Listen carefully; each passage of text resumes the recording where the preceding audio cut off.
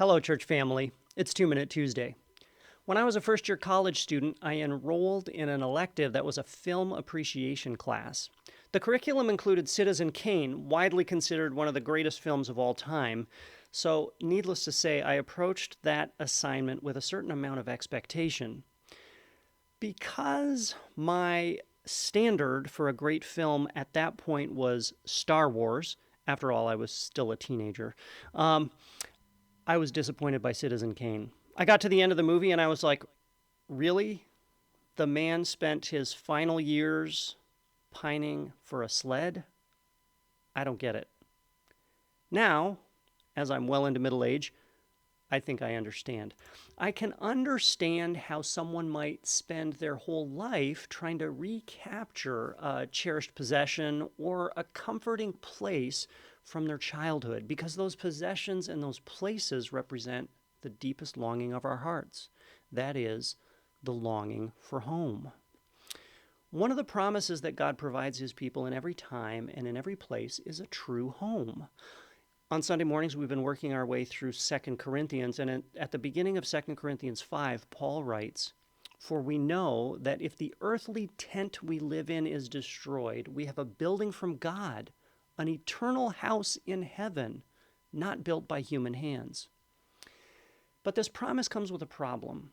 If our true home is waiting for us in the next life, no place may feel completely like home in this life.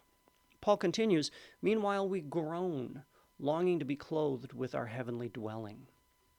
But God answers that longing and that groaning, that kind of pain, by planting in us now the seed or the foundation of the eternal home that is to come.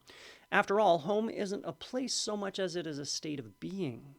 For us, home is soul union with our first love, with the God who created us for himself.